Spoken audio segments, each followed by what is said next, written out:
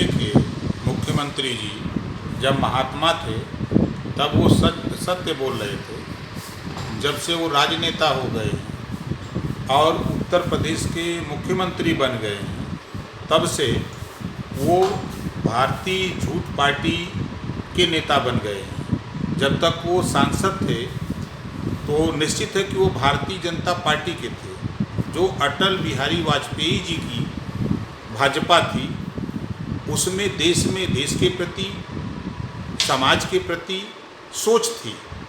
लेकिन आज की जो बीजेपी है, ये भारतीय झूठ पार्टी शुद्ध रूप से गुजरातियों के कब्जे में है। गुजराती जो कह रहे हैं वही ये लोग बोल रहे हैं।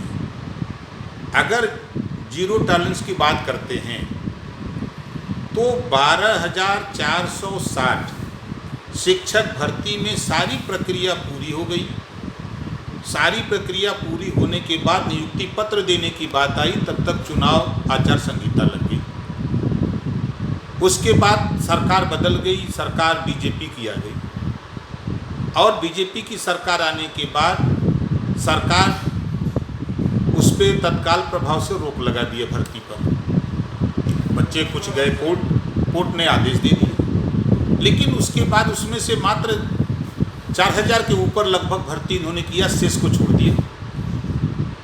फिर उसके बाद 68,500 की भर्ती निकालते हैं, उसमें FIR यही इन्हीं के आदेश पर, सूबे के मुख्यमंत्री योगी आदित्यनाथ जी के आदेश पर FIR हुआ है, उसमें भी भर्ती घोटाले को लेकर के।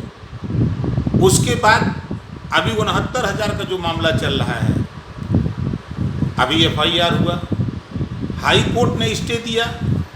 इस नाते कि प्रश्न जो किया गया था, बच्चों को हल करने के लिए दिया गया था, वो प्रश्न गलत थे, उस पर स्टे मिल गया हाई कोर्ट से। जब इन्होंने वो क्या कहते हैं, जो कट ऑफ पर सुप्रीम कोर्ट से स्टे दे दिया। और इन्हीं के राज्य में अनामिका का बड़ी चर्चा में आ रहा है। 25 विद्यालयों में अनामिका के नाम से नियुक्ति हो जा रही है।